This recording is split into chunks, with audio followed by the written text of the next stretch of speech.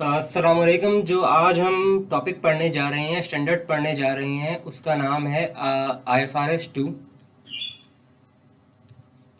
जिसको हम कहते हैं शेयर बेस पेमेंट। अच्छा, अब नॉर्मली क्या होता है, जैसे कि अगर कोई भी एंटिटी, फॉर एग्जांपल एंटिटी ए है, अगर उसको कोई भी रॉ मटेरियल खरीदना है, मशीनरी खरीदनी है, कोई लैंड, कोई कुछ भी खरीदना है किसी भी कंपनी से, फॉर एग्जांपल कंपनी बी से, तो वो as a source of payment उनको कैश दे रही होती है ना, कि आज हम आपको पैसे दे रहे हैं, ये चीज़ हमारी हो गई। कोई भी मशीनरी खरीद रही है, लैंड ले रही है, या कैश नहीं दे रही तो बाद में आगे जाके पेबल्स हैं भी, आगे जाके उनको कैश दे देंगे, ठीक है।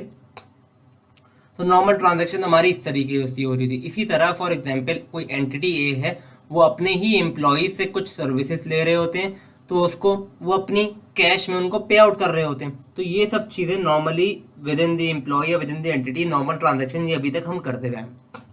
अब होता क्या है, शेयर बेस्ड पेमेंट में होता क्या है, फॉर एग्जांपल एंटिटी ए ने ही ये सब रॉ मटेरियल, मशीनरी, लैंड, कोई भी चीज़ें या एम्प्लॉय की सर्विसेज ली है, या कंपनी बी से या अपने एम्प्लॉय से जो भी सर्विसेज लिए, अब उनको as a medium of a payment, as a medium of payment वो अब उनको क्या इशू कर रहे हैं, वो इनको इशू कर रहे हैं शेयर्स, शेयर ऑप्शंस। ये आपको इशू कर रहे हैं, सही, ये as a source of payment आपको दे रहे होंगे। या तो एक और तरीका होता है cash settle share base payment, cash settle share base payment. तो अब जो अभी तक हम नॉर्मल ट्रांजैक्शन पढ़ते हुए आए थे, उसमें होता था क्या क्या था कि हम नॉर्मल आपको कैश दे देते थे, हमारी ट्रांजैक्शन फुलफिल हो गई।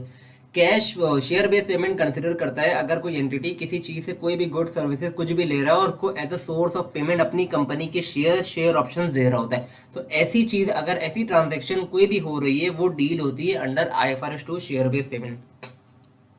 अच्छा, अब होता क्या है, प्रॉब्लम क्या अराइज होती थी, जैसे कि अगर कोई भी कंपनी, फॉर एग्जांपल कंपनी ए है, उसने कोई गुड्स और सर्विसेज एक्वायर की है फ्रॉम कंपनी बी, ठीक है। तो as a source of payment वो कैश दे देते थे, और वो कैश जब दे दिया तो वो अपनी ट्रांजैक्शन को as a expense, for example उन्होंने कोई गुड्स खरीदे हैं या कोई मशीनरी खरीदी है या कोई भी इनकर्ड एक्सपेंस किया, तो उसको एज अ एक्सपेंस ट्रांजैक्शन अपनी प्रॉफिट एंड लॉस के अंदर शो कर देते थे।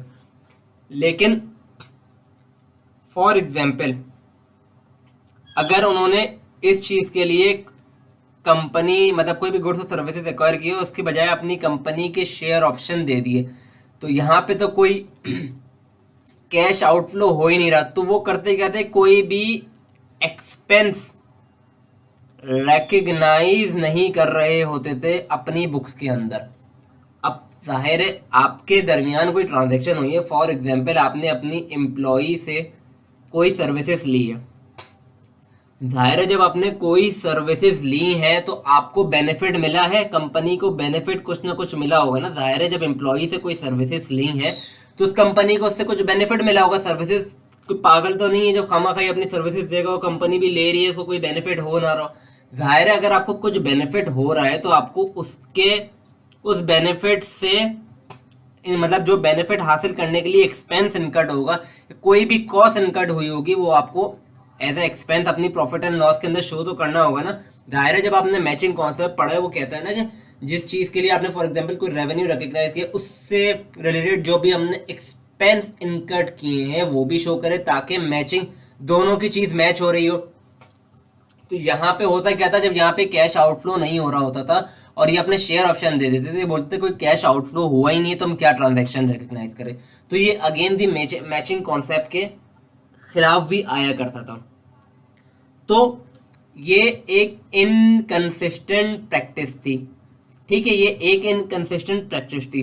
तो इसलिए IFRS 2 share based payment issue हुआ था, ताकि ये जो अकाउंटिंग की जो भी मतलब डिस्क्रिपेंसी है जो भी हो रही है, क्योंकि वो अपना ट्रांजैक्शन रिकग्नाइज नहीं कर रहे थे, क्योंकि वो शेयर ऑप्शन इशू कर रहे थे, तो बोलते थे कोई कैश आउटफ्लो नहीं है, और ये अगेन दी मैचिंग प्रिंसिपल भी था। इसलिए शेयर बेस्ड पेमेंट इशू हुआ था, ताकि ट्रांजैक्शन जो भी हो रही हो, फॉर एग्जांपल एम्प्लॉयज़ के दरमियान भी हो रही है, उन्होंने कोई सर्विसेज प्रोवाइड की तो उनके, भले उनको शेयर ऑप्शन भी दे रहे हैं, लेकिन उन उससे रिलेटेड एक्सपेंस ट्रांजैक्शन, जो भी ट्रांजैक्शन है उससे रिलेटेड जो भी एक्सपेंस हुआ हो, फिर वो रिकग्नाइज हो रहा हो बुक्स के अंदर, क्या हो रहा हो, रिकग्नाइज हो रहा हो बुक्स के अंदर, इसलिए IFRS 2 share based payment issue हुआ था। ठीक है भाई, ये आप लोगों को उसको इंट्रोडक्शन मिल गया। अब होता क्या है, टाइप्स ऑफ ट्रांजैक्शन कौन कौन सी होती हैं जो कि under IFRS 2 share based payment आ रही होती है। अब सबसे पहले जो हमारे पास है, दो तरीके की होती है। अब जैसे कि एक होता है equity settled share base payment, ये आपके पास आती है टाइप 1। इसमें क्या होता है, कोई भी एंटिटी हो, उसने कोई गुड्स और सर्विसेज लिए हों किसी भी एंटिटी से या किसी भी एम्प्लॉय से, in exchange for equity instrument. अब वो शेयर्स भी हो सकते हैं या आगे के शेयर्स ऑप्शन भी हो सकते हैं, कि इनके पास एक ऑप्शन है कि वो आगे जाके इनके शेयर्स एक्सरसाइज करवा ले। ठीक है, एक तो आपके पास आ गया equity settle share base payment. इसमें होता क्या है कि कंपनी अपने खुद की इक्विटी इंस्ट्रूमेंट सामने वाली पार्टी, सामने वाली एंटिटी या एम्प्लॉयज को अपने शेयर या शेयर ऑप्शन इशू कर देते हैं। ये आपके पास आ रहा होता है with in equity settle share base payment. दूसरी आपके पास आती है cash settle share base payment. इसमें क्या होता है, सेम थिंग होती है। होता क्या है, एंटिटी कोई भी गुड्स या सर्विसेज, कोई भी गुड्स या सर्विसेज एक्सचेंज कर एक्वायर कर रहे होते हैं, और in exchange for the amount of cash by measured by reference to share price। अब होता क्या है, फॉर एग्जाम्पल उन्होंने आपको जैसे कि कोई ट्रांजैक्शन प्राइस पे आपको अपनी कंपनी के या किसी भी तरीके से बता दिया कि आज के टाइम में हमारे शेयर की ये प्राइस है, सही है, $10। अब आगे जाके अगर वो $12 हो गए, तो जो भी इनके दरमियान का डिफरेंस, जितने से प्राइस बढ़ी होगी ना, वो आपको विद इन जो कैश इंक्रीज हुआ होगा, मतलब जो प्राइस इंक्रीज हुई इतना अमाउंट से, वो आपको कैश पे कर देंगे। फॉर एग्जाम्पल एक कंडीशन रखेंगे कि भाई 10 से 12 हो गए, तो जो भी अमाउंट बढ़ेगा वो हम आपको कैश में एज कैश पे कर देंगे। इसी तरह अब शेयर ऑप्शन होता है। एक आपके पास शेयर ऑप्शंस होते हैं। शेयर ऑप्शन में क्या होते हैं कि वो आज आपको एक फिक्स प्राइस में शेयर ऑप्शन दे देते। फॉर एग्जांपल अभी शेयर नहीं दिए, शेयर ऑप्शन दिए कि 3 साल बाद, फॉर एग्जांपल आप $10 का हमारा शेयर वो क्या कहते हैं, एक्सरसाइज कर सकते हैं।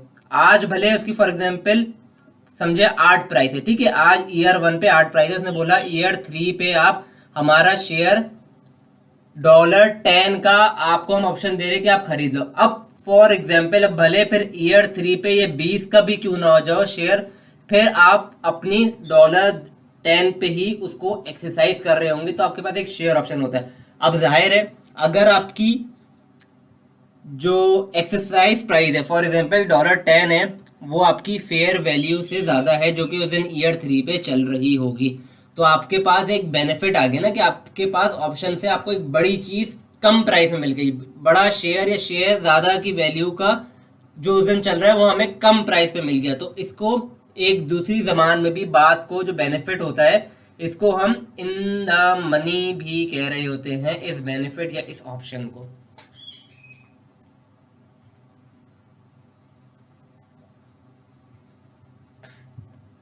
अच्छा, अब एक बात याद रखना है कि हमें जो भी शेयर बेस पेमेंट होती है, all share base payment are recorded at fair value. जाहिर है शेयर की प्राइस हर टाइम चेंज हो रही होगी, हमें हर शेयर बेस पेमेंट को उसकी फेयर वैल्यू पे रिकग्नाइज करना होगा, मतलब उसको मेजर करना होगा, सॉरी रिकग्नाइज बोला, मेजर करना होगा हमें उसकी शेयर की फेयर वैल्यू पे जो भी फिर चल रही हो। अच्छा, अब इसकी मेजरमेंट कैसे होती है? एक हमारे पास होती है डायरेक्ट मेजरमेंट, डायरेक्ट आपके पास होती है डायरेक्ट मेजरमेंट। अब फॉर एग्जाम्पल आपने कोई गुड्स और सर्विसेज, आपने कोई गुड्स खरीदे, ठीक है, आपने कोई गुड्स एक्वायर किए, फॉर एग्जाम्पल आपने कोई मशीनरी खरीद ली है, ठीक है, और आपने उसको खरीदी है फॉर एग्जाम्पल कि आज शेयर हम आपको अपने शेयर इशू कर देंगे। अगर इस मशीनरी की वैल्यू अवेलेबल है तो जो हमारी ट्रांजैक्शन रिकॉर्ड होगी, फॉर एग्जाम्पल इसकी ट्रांजैक्शन जो रिकॉर्ड होती थी, पहले हम क्या करते थे, अगर पहले जो हमने पढ़ा था आज तक उसमें क्या करते थे हम, मशीनरी डेबिट कैश क्रेडिट, सही है। अब यहाँ पे हम अपने शेयर इक्विटी इशू कर रहे हैं, सही है, तो हमारी ये अब ये ट्रांजैक्शन होगी जो रिकॉर्ड की जाएगी। तो अगर इस मशीनरी की वैल्यू अवेलेबल है और हम उसको बदले में अपनी कंपनी के शेयर दे रहे हैं, तो जो हमारी ट्रांजैक्शन रिकॉर्ड होगी, जो हमारी ट्रांजैक्शन रिकॉर्ड होगी वो इस मशीनरी की जो वैल्यू है मार्केट में, जितने पे हमने खरीदा है उसकी जो वैल्यू अवेलेबल मार्केट में है, हम अपनी ट्रांजैक्शन उस पे रिकॉर्ड कर रहे होंगे। अगर उस चीज की वैल्यू अवेलेबल है तो हम अपनी ट्रांजैक्शन उस पे रिकॉर्ड कर रहे होंगे, ठीक है। अब if not available, for example कोई स्पेसिफाइड सॉफ्टवेयर खरीद लिया है हमने, कोई स्पेसिफाइड मशीनरी खरीद ली है, कोई पर्टिकुलर एक पर्टिकुलर फैक्ट्री हमने किसी तैयार कर रही है, कुछ भी कर लिया जिसकी वैल्यू अगर अवेलेबल ना हो, अगर वैल्यू अवेलेबल ना हो तो ही आप फिर अपनी शेयर्स की फेयर वैल्यू पे ट्रांजैक्शन रिकॉर्ड कर रहे होंगे। अगर उस चीज की जो भी खरीदा है आपने उसकी वैल्यू अवेलेबल नहीं है ड्यू टू एनी रीजन, तो फिर आप अपनी ट्रांजैक्शन की वैल्यू शेयर की फेयर वैल्यू पे रिकॉर्ड कर रहे होंगे। अब एक होता है आपके पास इनडायरेक्ट मेजरमेंट। अच्छा, अब इनडायरेक्ट मेजरमेंट क्या होता है? फॉर एग्जाम्पल जैसे कि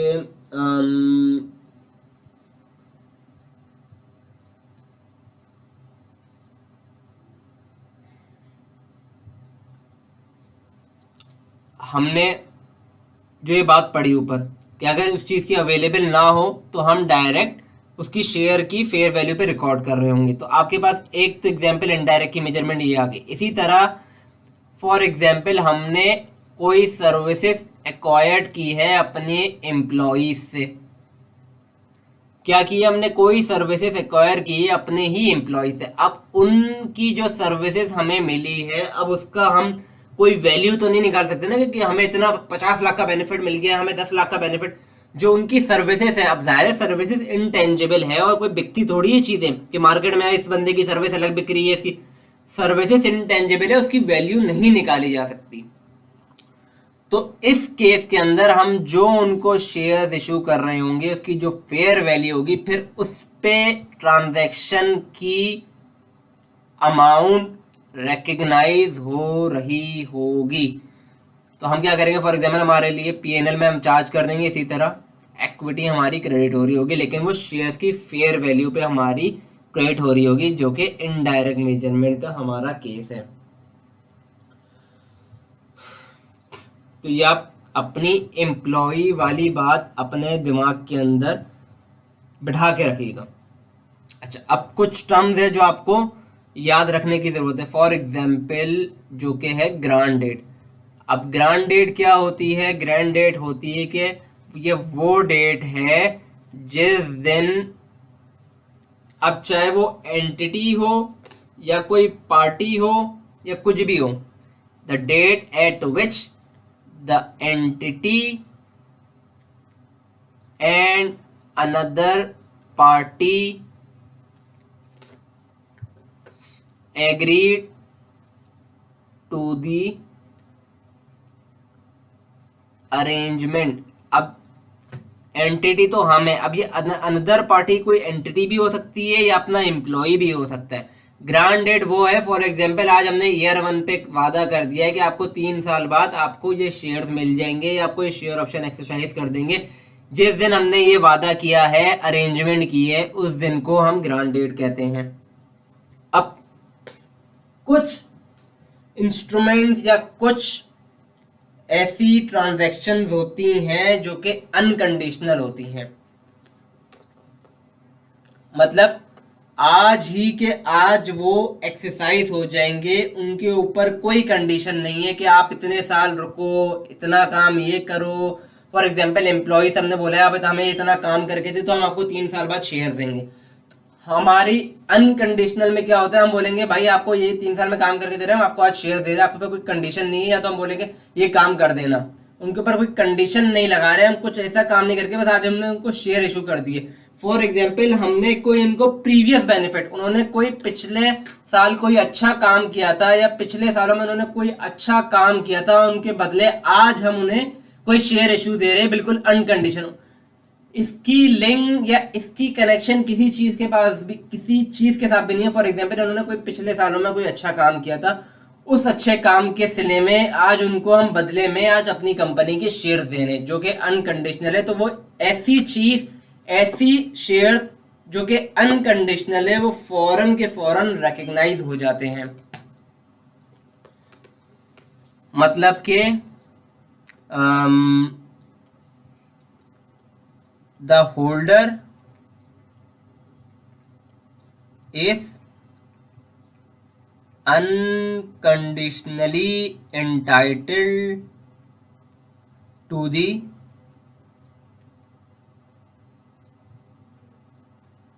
instruments। इसके अंदर जो भी ट्रांजैक्शन होगी वो उस दिन उसकी जो भी fair value, for example employees के साथ है तो जो भी उस दिन की फेयर वैल्यू होगी ग्रांट डेट पे, उस पे हमारी ट्रांजैक्शन रिकग्नाइज हो जाएगी।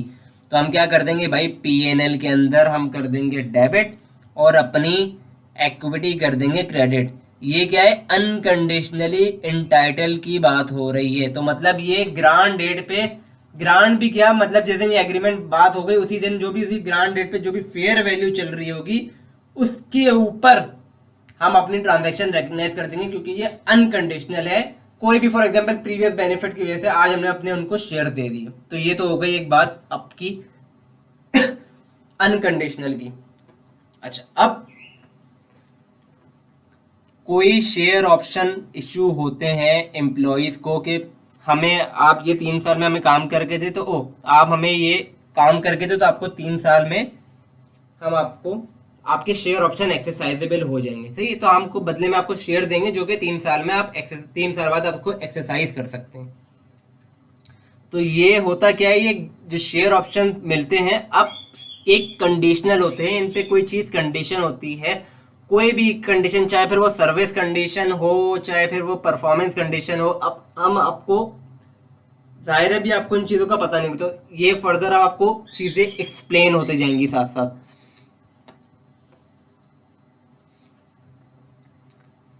when share options are granted, there are normally conditions attached।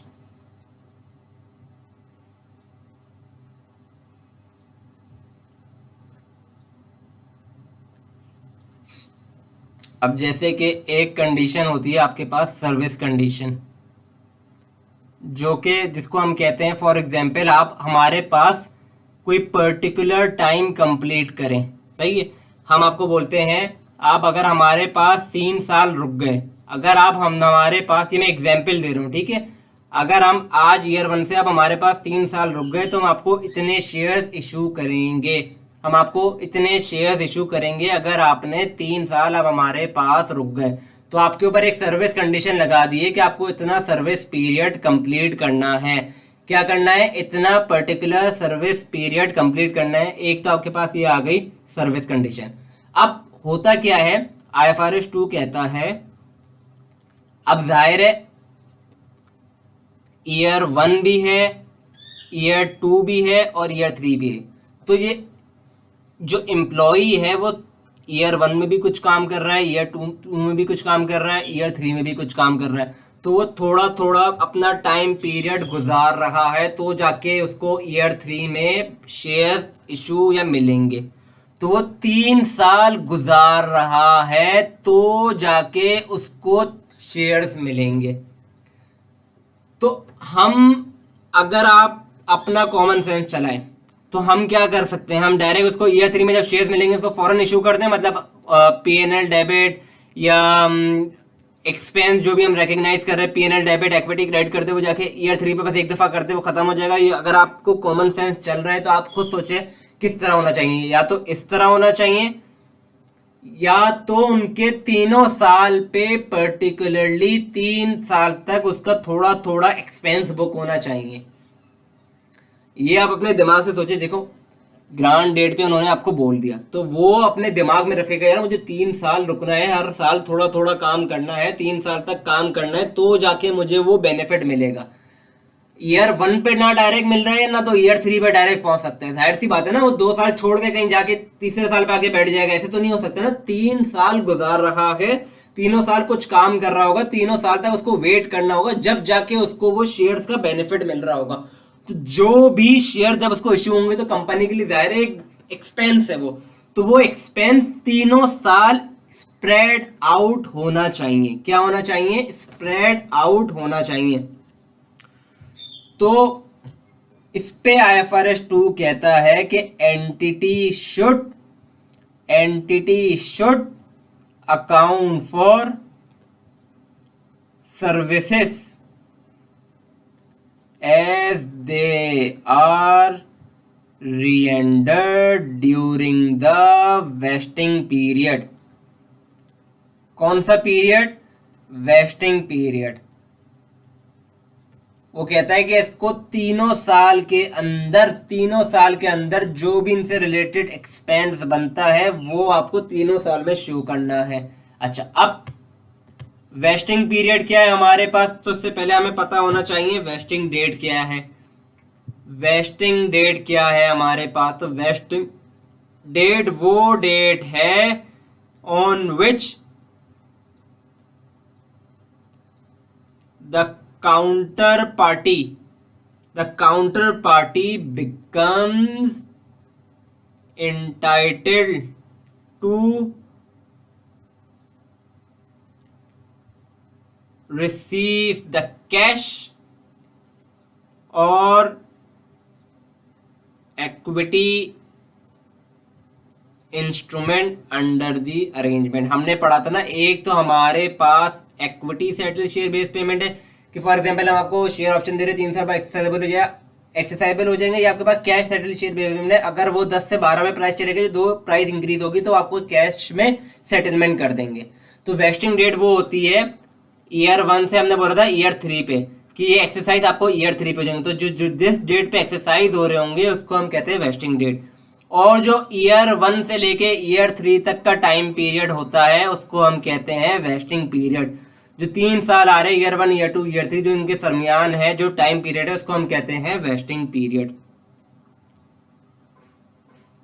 अच्छा, अब IFRS 2 कहता है कि जो हम एक्सपेंस रिकग्नाइज करेंगे, द एक्सपेंस रिकग्नाइज करेंगे एट ईच रिपोर्टिंग पीरियड, जो हम हर साल ईयर 1 ईयर 2 ईयर 3 में जो हम एक्सपेंस रिकग्नाइज कर रहे होंगे, it should be based on the best estimate of the number of equity instruments expected to vest।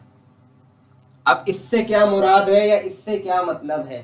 इससे मतलब यह है कि फॉर एग्जाम्पल आपके पास 10 एम्प्लॉइज थे ना, फॉर एग्जाम्पल आपने अपने 10 एम्प्लॉयज को बोला है कि आप हमारे पास 3 साल रुक जाएं तो फिर आपको शेयर्स आपको मिल जाएंगे, हाँ हमारी कंपनी आपको फ्री ऑफ कॉस्ट शेयर्स दे देंगी। अब आज ईयर 1 पे खड़े और हमने उनको बोला है 3 साल आप रुक जाएं। अब जरूरी नहीं है 10 के 10 ही एम्प्लॉयज रुक जाएं। क्या है, 10 के 10 जरूरी नहीं है एम्प्लॉयज रुक जाएं। कुछ एम्प्लॉयज ईयर 1 में शायद छोड़ दें, कुछ एम्प्लॉयज शायद ईयर 2 में कुछ छोड़ दे, शायद कुछ ईयर 3 में छोड़ दें। तो हर साल कुछ चेंज भी हो सकता है। तो जाहिर है अगर कुछ हर साल चेंज भी हो सकता है तो ये तो नहीं है कि हम डायरेक्ट 10 के ऊपर ही एक्सपेंस ओवर स्टेट करके रख दें। अगर जब एम्प्लॉयज शायद कुछ ईयर 1 में छोड़ सकते हैं, कुछ ईयर 3 में छोड़ सकते हैं, अगर कुछ एम्प्लॉयज हमें आज ईयर 1 पे एक्सपेक्टेशन है कि वो छोड़ देंगे, ईयर 3 पे कुछ छोड़ देंगे, कुछ ईयर 2 पे छोड़ देंगे, तो हमारा हर साल ये जो एस्टिमेट है ना, जो हम एस्टिमेट कर रहे हैं कि कुछ एम्प्लॉय छोड़ देंगे, हमें अपना एस्टिमेट करना होगा। वो एस्टिमेट बेस्ट होना चाहिए कि कितने एम्प्लॉयज वेस्ट करेंगे, मतलब अपने एक्सरसाइज करेंगे शेयर ऑप्शन जो इनको मिले हैं। तो जो हमारा इक्विटी इंस्ट्रूमेंट जो हम लिख रहे होंगे अपने हर साल बुक्स के अंदर, it should be based on the best estimate कि कितने लोग एक्सरसाइज करेंगे, कितने लोग उस बेनिफिट को वेस्ट आउट करेंगे, अल्टीमेटली वेस्ट कर रहे होंगे। सही है। तो हमें हर साल देखना होगा। अब फॉर एग्जाम्पल हमने सोचा था ईयर 1 में 2 एम्प्लॉय छोड़ गए, हमने सोचा था ईयर 2 में 1 एम्प्लॉय छोड़ देगा, ईयर 3 में 3 एम्प्लॉय छोड़ देंगे। तो हमारा ये हर साल एक्सपेक्टेड था। तो 2, 3 और 6 हमने सोचा था, लेकिन हुआ क्या, ईयर 3 में 6 लोग, टोटल 6 लोगों ने नहीं छोड़ा था, आखिरी में हमारे पास बचे 8 लोग, तो सिर्फ 2 बंदों ने छोड़ा था। तो हमारी एक्सपेक्टेशन चेंज हो सकती है। पर जब हम ईयर 3 में अपना एक्चुअल जब एक्सरसाइज हो रहा होगा, तो फिर जो एक्चुअल लोग एक्सरसाइज कर रहे होंगे, फिर हम अपना उस पे जो एक्चुअल इवेंट है या जो एक्चुअल लोग एग्जिस्ट करते हैं, फिर उस पे अपना एक्सपेंस रिकग्नाइज कर रहे होंगे। इतनी बात आप लोगों को क्लियर है? अगर नहीं है तो थोड़ा सा पीछे जाके आप वापसी रिवाइंड कर लिएगा।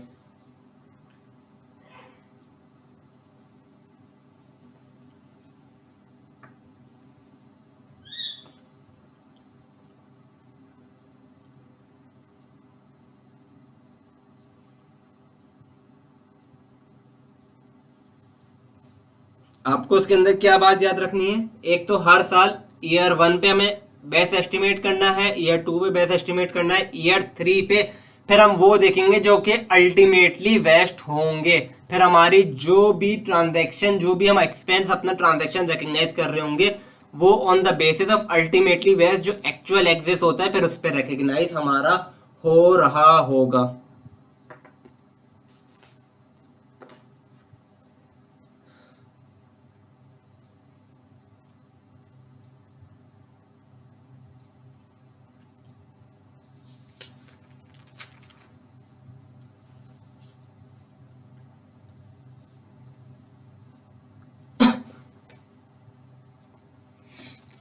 अच्छा, अब एक और बात, आप ये क्या हो गया, अच्छा यहाँ पे लिख दिया है मैंने। करके यहीं से शुरू करना। अच्छा, अब एक बात आप याद रखिएगा। क्या बात याद रखिएगा? In equity settled share based payment always use the fair value option at the grant date to recognize expense। हम हर साल देखेंगे कितने लोग एक्सपेक्टेड टू वेस्ट है, मतलब फॉर एग्जांपल 10 है, 8 है, 4 है, तो कितने शेयर ऑप्शन एक्सरसाइज हो रहे होंगे। लेकिन एक बात याद रखिएगा कि हम लोगों ने बचपन से पढ़ा है, ओ लेवल, ए लेवल, इंटर बोर्ड, जिसने भी जो भी पढ़ा है, कि हम जो हमारी इक्विटी की फिगर जो आ रही होती है ना स्टेटमेंट ऑफ फाइनेंशियल पोजीशन पे, वो उस वक्त की फिगर आ रही होती है जिस दिन अपने अपने शेयर इशू कर रहे होते। फिर कभी भी वो वैल्यू वापसी चेंज नहीं हो रही होती। अगर हमने 1 लाख पे अपने शेयर रिकॉर्ड किए हुए थे, तो फिर वो आगे तक 1 लाख पे ही चल रहे होते। फिर ये कभी भी आगे रीस्टेट नहीं हो रहे होते, उसकी वैल्यू चेंज नहीं हो रही थी। तो जो भी जिस दिन हम उनको ग्रांट डेट पे जो भी फेयर वैल्यू जो भी शेयर ऑप्शन उनको ऑफर कर रहे होंगे, तो उस दिन जो भी फेयर वैल्यू होगी ना, जो भी उस दिन फेयर वैल्यू होगी, उस पे हम तीनों साल अपना एक्सपेंस रिकग्नाइज कर रहे होंगे। ये वैल्यू बस ईयर जीरो की हमेशा हमें लेनी होगी। क्या लेनी होगी? जो ग्रांट डेट होगी ईयर जीरो, उस दिन पे जो फेयर वैल्यू थी उन शेयर ऑप्शन की, वो हम वो हम अपनी बुक्स के अंदर लिखेंगे। रिकग्नाइज ट्रांजैक्शन उस फेयर वैल्यू पे हो रही होगी, क्योंकि फेयर वैल्यू के बाद हमने हमेशा देखा है कभी भी वो वैल्यू पर जो उस पे इक्विटी हमारी लिखी होती है, शेयर्स की वैल्यू कभी भी चेंज नहीं हो रही होती स्टेटमेंट ऑफ फाइनेंशियल पोजीशन के अंदर। ठीक है।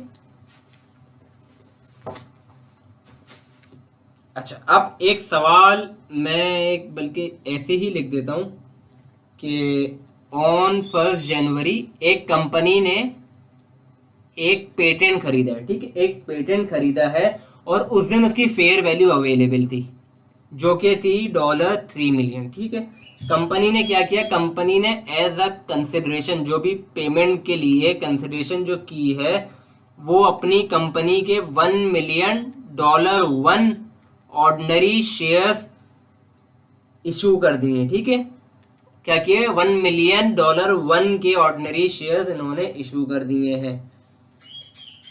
और उस दिन जो भी परचेज डेट है, जो कि है 1 जनवरी, हमारे पास 20x8, उस दिन जो परचेज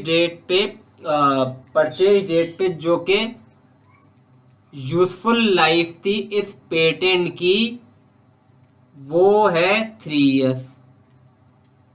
ठीक है, और जो कि फेयर वैल्यू चल रही है हमारे ऑर्डिनरी शेयर्स की 1 जनवरी 2008 को, वो है $3.50 पर शेयर।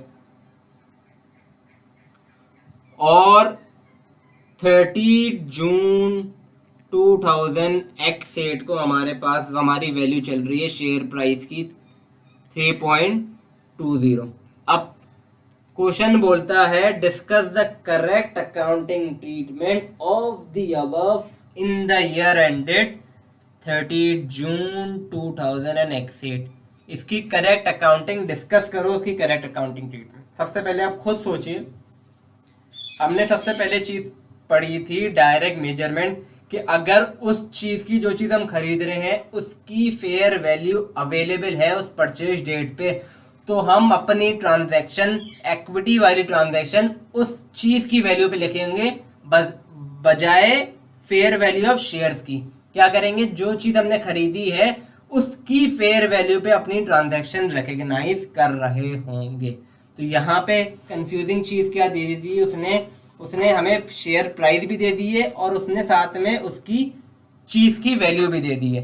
तो हम क्या करेंगे? हम डिस्कस करना है ना हमें, तो हम बताएंगे कि भाई जो भी कंसिडरेशन है ना, पेमेंट, जो भी ये पेटेंट है, पेटेंट की कंसिडरेशन या परचेजिंग जो भी है, या तो परचेजिंग लिख दें, ये अंडर IFRS 2 डील होगी। क्यों? क्योंकि हम इसको बदले में अपनी कंपनी के शेयर दे रहे।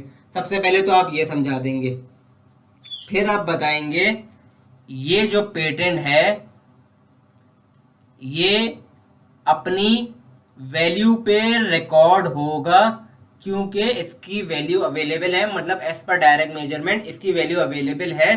तो इररिस्पेक्टिव ऑफ कि शेयर्स की हमारे पास फेयर वैल्यू हो कि नहीं, हम अपनी ट्रांजैक्शन इस पे जो इसकी फेयर वैल्यू उस पर रिकग्नाइज कर रहे होंगे। तो जो हम अपनी ट्रांजैक्शन लिख रहे होंगे वो लिख रहे होंगे पेटेंट $3 मिलियन का, और अपनी जो इक्विटी क्रेडिट कर रहे होंगे वो $3 मिलियन से अपनी इक्विटी क्रेडिट कर रहे होंगे। अब एक और चीज क्या है, क्योंकि इसने हमारा ईयर एंड बताया है 30 जून 2008, उस पे इसने पूछा है discuss the correct accounting treatment of the above. तो जाहिर 6 महीने गुजर गए तो हमें कुछ एमोटाइजेशन भी चार्ज करनी होगी।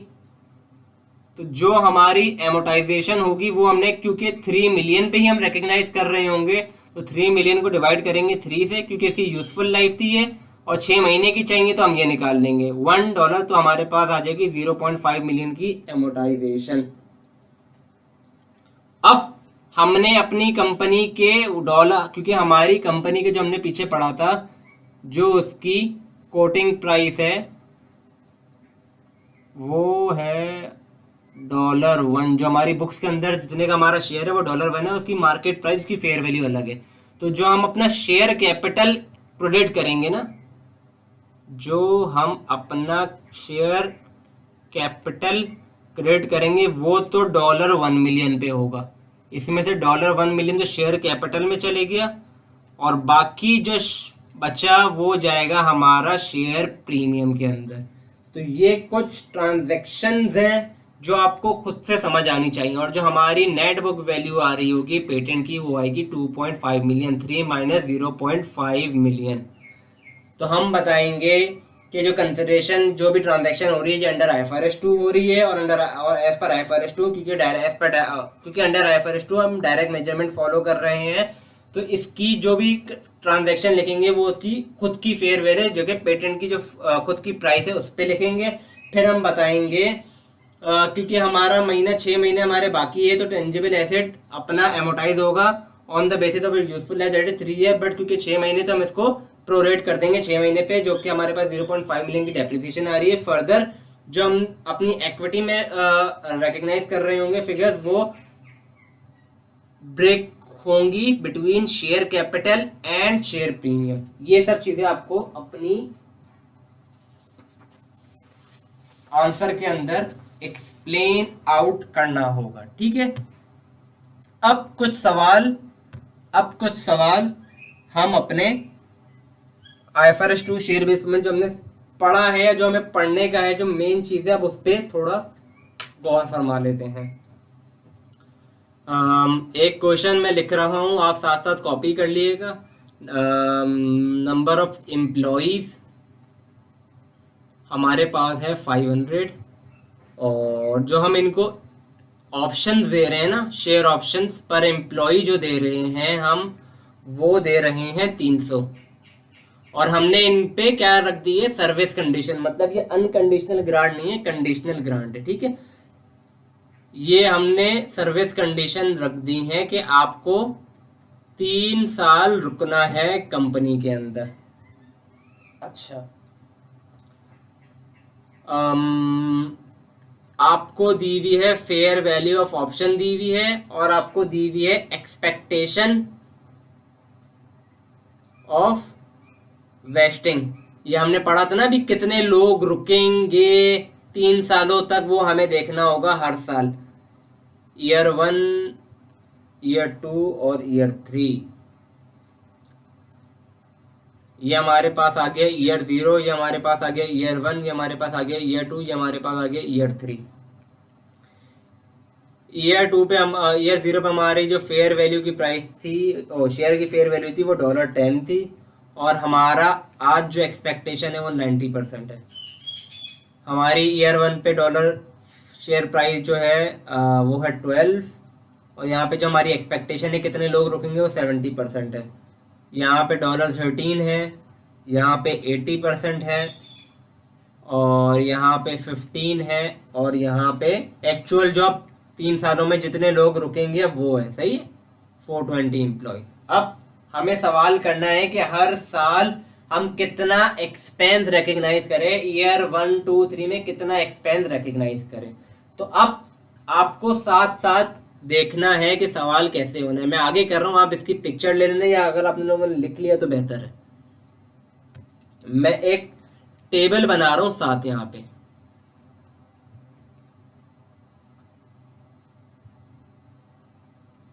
यहां पे मैं लिख रहा हूं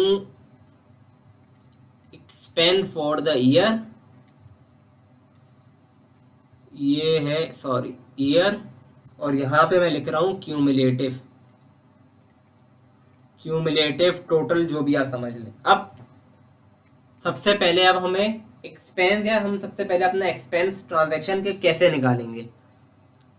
हमने पढ़ा था, सबसे पहले चीज याद रखिएगा कि जो भी ट्रांजैक्शन रिकॉर्ड हो रही होगी वो होगी हमेशा ग्रांड डेट की फेयर वैल्यू पे।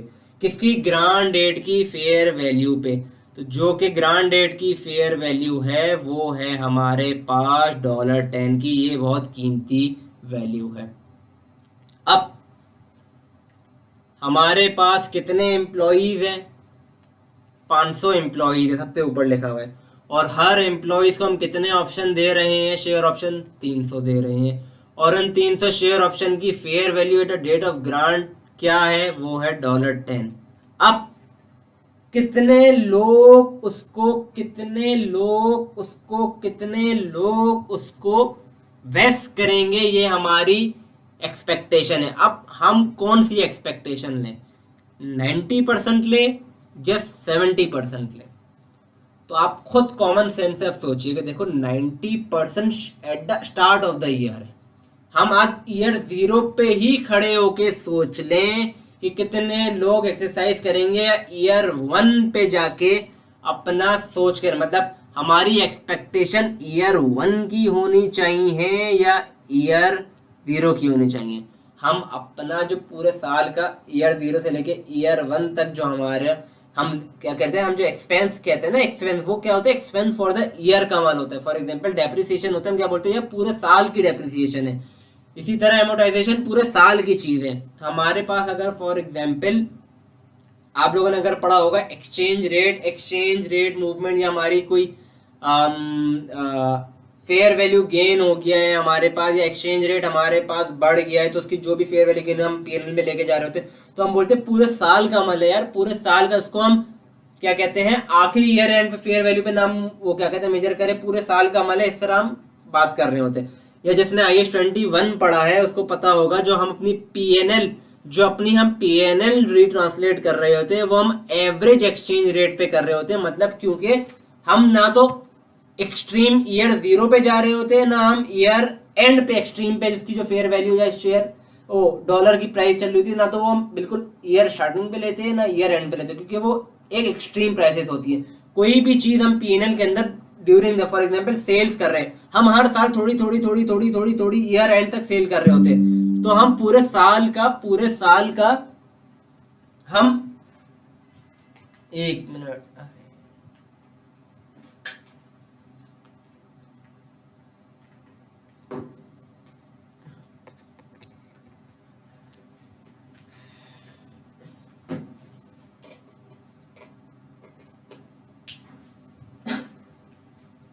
हाँ, तो हम पूरे साल का अपना अमल, मतलब हर साल, तो पूरे साल में थोड़ी थोड़ी हर रोज सेल कर रहे थे। तो कुछ $1 पे की होगी, कुछ $2 पे की होगी, कुछ एक्सचेंज रेट उस दिन 0 होगी और 0.5 हो गया होगा, तो हम उसकी एवरेज ले रहे होते हैं। इसी तरह हम अपना एक्सपेंस ईयर 1 के लिए अगर निकाल रहे हैं, अपना एक्सपेंस ईयर 1 के लिए अगर हम निकाल रहे हैं, तो जो इसकी ईयर 1 के लिए एक्सपेक्टेशन थी वो हम, हमारे पास थी 70%, ना कि 90%। जो ईयर 1 में हमने सोचा था एक्सपेंस आउट होगा, वो था 70%। तो हम यहाँ पे मल्टीप्लाई कर देंगे इसको 70% से। किससे मल्टीप्लाई कर देंगे, 70% से। तो हमारे पास आंसर आएगा 500 इंटू 300 टू 70% इंटू 10। हमारे पास आ रहा है 500 इंटू 300 इंटू 10 इंटू 70%। तो हमारे पास आ रहा है, ये आ रहा है 10,50,000 रुपये। लेकिन अब ये जो एक्सपेंस अभी आज हमने निकाला है, ये टोटल आ गया है। क्या आ गया है, टोटल आ गया है हमारे पास, टोटल पूरे 3 सालों का आ गया है। क्योंकि हमने 500, 300 और जो भी हमारे पास ये एम्प्लॉइज थे, जो कि इनकी फेयर वैल्यू थी, एक्सपेक्टेशन से सब मल्टीप्लाई करके हमने पूरे 3 साल का एक साथ एक्सपेंस निकाल दिया है। अगर हमें 1 साल का चाहिए तो हम इसको मल्टीप्लाई करेंगे 1 डिवाइडेड बाय 3 से, तो हमारे पास एक्सपेंस आ जाएगा फिर 1 साल का। तो हमारे पास एक्सपेंस आ जाएगा फॉर द ईयर का 1 साल का। इसी तरह अब हम आते हैं ईयर 2 पे। ईयर 2 पे वही चीज सेम करेंगे। क्या, हमारे पास 500 है एम्प्लॉइज, शेयर ऑप्शन हम उनको 3 दे रहे हैं, फेयर वैल्यू हमेशा सेम रहेगी, ना कि चेंज होगी ईयर के साथ साथ, ठीक है। अब हमारी एक्सपेक्टेशन क्या है ईयर 2 के लिए, 80% की। तो हम मल्टीप्लाई करेंगे इसको अब 80% से, क्योंकि हमारा एस्टिमेट चेंज हो गया। हमने सोचा था भाई इसे 70 लोग जाएंगे, अब हम सोच रहे हैं ईयर 2 पे यार 80 लोग निकल जाएंगे, 80% लोग ओ 80% लोग अब वेस्ट करेंगे, पहले हम तो सोच रहे थे 70% करेंगे, अब हम बोल रहे हैं कि अब 80% करेंगे, तो हमारा एस्टिमेट चेंज हो गया है। अब जो हमारे पास अभी एक्सपेंस आएगा 500 इंटू 300 इंटू 10 इंटू 80%, वो आ रहा है 12 लाख समथिंग। लेकिन ये पूरे तीनों साल का निकल गया, अब हमें चाहिए 2 सालों का। तो हम क्या करेंगे, इसको मल्टीप्लाई करेंगे 2 से, डिवाइडेड बाय करेंगे 3 से, तो हमारे पास ईयर 1 ईयर 2 का क्यूमुलेटिव आ जाएगा। क्या आ जाएगा? क्यूमुलेटिव। और अगर हमें एक्सपेंस अब सिर्फ ईयर 2 का निकालना है तो हम इसमें से जो हमारा पुराना लिखा हुआ था वो माइनस कर देंगे, जो कि है 3,50,000। तो हमारे पास फॉर द ईयर 2 का जो एक्सपेंस फॉर द ईयर आ रहा होगा वो होगा 4,50,000। अब हम आ गए हैं ईयर 3 पे। तो हमने क्या पढ़ा था, ईयर 3 पे हम वो देखेंगे जो कि अब अल्टीमेटली वेस्ट होंगे, जो कि अब लोग एक्सरसाइज, जितने लोग बचे होंगे वो ही लोग एक्सरसाइज कर रहे होंगे। अब हमें कोई एस्टिमेट पे जाने की ज़रूरत नहीं होगी, हमें कोई एस्टिमेट पे अब जाने की ज़रूरत नहीं है। हमारे पास अब एम्प्लॉई आ गए हैं, जो बच गए हैं वो ही अब वेस्ट कर रहे होंगे। तो इस केस के अंदर अब जो एक्चुअल एम्प्लॉयज है अब उसका गेम है, हम उसको उसके शेयर ऑप्शन जो इनको हमने इशू किया था उससे मल्टीप्लाई करेंगे और उसकी फेयर वैल्यू अब हमारे पास आ जाएगी, वही 10, 420 इंटू 300 इंटू 10। अब हमारे पास आ रहा है 12,60,000। क्या आ रहा है? 12,60,000 रुपये। अब कोई बोलेगा आपने इसको 3 × 3 क्यों नहीं किया, तो आप वो भी कर लो, तो आपके पास वही 1 आंसर आएगा। ये पूरे 3 साल का आ गया। अब इसको 3 साल से, अब या तो उसको अब 3 × 3 कर दो या इसको सिर्फ वैसे ही छोड़ दो, पूरे 3 साल का आ जाएगा। तो आप इसको या तो, अगर ये भी समझ नहीं आ रही, इसको काट पूट के 1 ही आएगी फिगर, ठीक है, आप डायरेक्ट कर लें इसको। तो हमारे पास अब ये पूरे 3 सालों का आ गया। अगर हमें सिर्फ एक्सपेंस फॉर द ईयर 3 चाहिए तो आप ये इसमें से 8 लाख माइनस कर देंगे, तो आपके पास आंसर आ जाएगा 4,60,000 का। तो ये चीजें हमारी हर साल पीएनएल में जा रही होगी। क्या कर रही होगी? ये हर साल हमारे पास पीएनएल में जा रही होगी। इसकी एक एंट्री आप बोल दे, मैं बना दूं, तो मैं बोलूंगा ईयर 1 पे होगा पीएनएल डेबिट 3,50,000 से, और हम कर देंगे शेयर बेस पेमेंट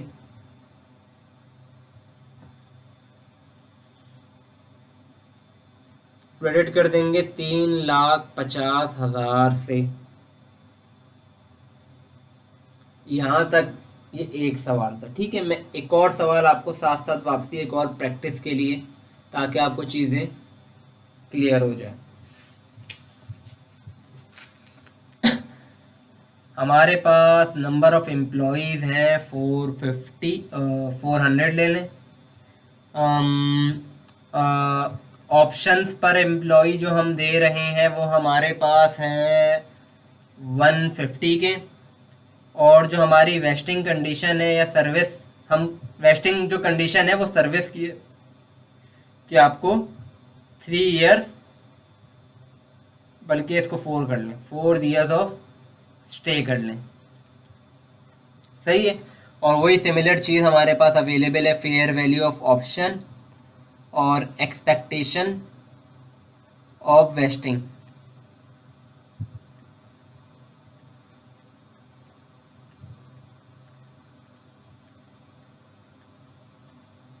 ये हमारे पास ईयर 0 आ गया, ईयर 1, ईयर 2, ईयर 3, और हमारे पास आ गया ईयर 4।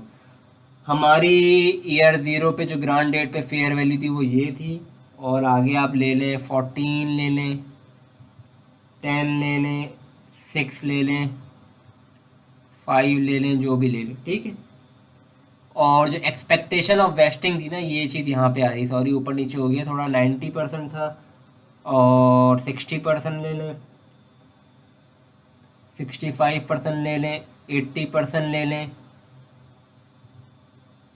और 330 एम्प्लॉयज़ आखिरी में बच गए हमारे पास। अब हम सवाल कर लेते हैं अपना साथ साथ। एक कॉलम बना लें अब अपना, ये एक्सपेंस फॉर द ईयर का कॉलम है, और ये आपके पास क्यूमुलेटिव का कॉलम है, ठीक है। ईयर 1 पे हम क्या ट्रांजैक्शन किस पे रिकग्नाइज करेंगे? हमारे पास कितने एम्प्लॉयज़ हैं? 400 एम्प्लॉयज़ हैं। कितने ऑप्शन हैं उनके पास? हर एम्प्लॉय के पास 150 ऑप्शन है। क्या फेयर वैल्यू थी ग्रांड डेट पे? 12 थी। और कितनी एक्सपेक्टेशन है ईयर 1 के लिए, क्योंकि हम ईयर 1 का निकाल रहे हैं, ईयर 0 के लिए नहीं। उस दिन हमारी एक्सपेक्टेशन थी कि 60% लोग वैस करेंगे, और क्योंकि ये पूरे 4 साल का निकलाएगा और हमें ईयर 1 के लिए चाहिए, तो हम इसको मल्टीप्लाई बाय 1 डिवाइड बाय 4 करेंगे, तो हमारे पास आ जाएगा 400 into 150 into 12 into 60% into 1 divided by 4, तो हमारे पास आ रहा है 1,08,000। क्योंकि ऊपर कोई चीज़ नहीं है तो ईयर 1 के लिए तो सेम ही रहेगा ये। ईयर 2 के लिए हम क्या करेंगे? 400 एम्प्लॉयज़ तो हो ही रहेंगे, 150 12। अब हमारी एक्सपेक्टेशन क्या थी ईयर 2 के लिए? 65% थी। हमें 2 सालों के लिए चाहिए, 400 into 150 into 12 into 65% into 2 divide by 4, तो हमारे पास ओवरऑल फिगर 2 सालों की आ गई क्यूमुलेटिव। हमें एक्सपेंस चाहिए ईयर 2 के लिए, तो आप पुरानी फिगर माइनस कर देगा ईयर 1 के लिए, तो आपके पास ईयर 2 का एक्सपेंस आ जाएगा जो कि है 1,26,000। अब हम ईयर 3 के लिए निकालेंगे उसकी फिगर, वही एम्प्लॉयज़, क्योंकि एम्प्लॉयज़ को हम उनकी एक्सपेक्टेशन से मल्टीप्लाई करते हैं, याद रखना। सही है? तो आप ये नहीं बोले कि भाई हम एम्प्लॉयज़ हमेशा सेम क्यों ले रहे हैं। ये एक्सपेक्टेशन से मल्टीप्लाई करेंगे तो हमारी एक्सपेक्टेशन पता लग जाएगी कितने एम्प्लॉयज़ आ रहे हैं। फॉर एग्जांपल यहाँ पे हमारी एक्सपेक्टेशन जो बन रही है वो 320 एम्प्लॉयज़ की बन रही है। यहाँ पे हमारी 400 का मल्टीप्लाई करेंगे 65% है, तो हमारी एक्सपेक्टेशन बन रही है 260 की, और यहाँ पे ऊपर वाले की 240। 150 12 और ईयर 3 में हमारी एक्सपेक्टेशन अब बढ़ गई कि भाई 80 लोग वेस्ट करेंगे। हमें कितने सालों का चाहिए? 3 सालों का।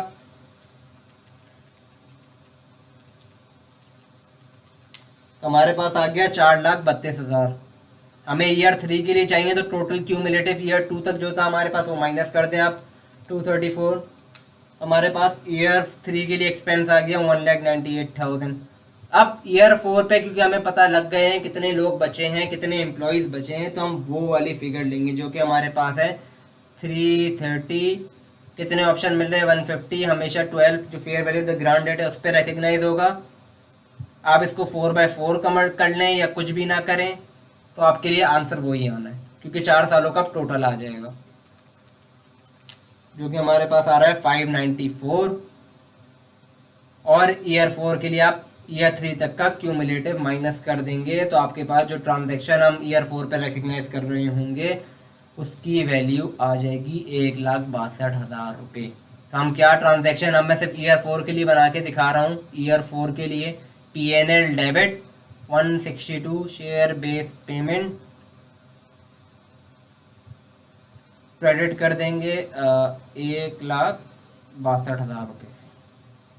ठीक है, यहाँ तक हमने अपना नॉर्मली सिर्फ सर्विस कंडीशन की अभी तक हमने चीज़ें कवर की। अभी सर्विस कंडीशन के अंदर एक और मैं आपको चीज़ बताऊंगा, वो हम नेक्स्ट रिकॉर्डिंग या नेक्स्ट वीडियो के अंदर पढ़ेंगे। फिर हम परफॉर्मेंस कंडीशन पढ़ेंगे, इसके अंदर भी काफ़ी चीज़ें आएंगी, फिर हम वो साथ साथ कवर करते जाएंगे। तो यहाँ तक के लिए अगर आपको कोई चीज़ समझ नहीं आए तो भले आप मुझे ज़रूर कॉन्टैक्ट कर लीजिएगा, और कुछ चीज़ें थोड़ी वापसी रिवाइंड करके आप, ताकि आपको अगर कोई क्वेश्चन समझ नहीं आ रहा हो तो वापसी रिवाइंड करके देख लीजिएगा। जज़ाकल्लाह।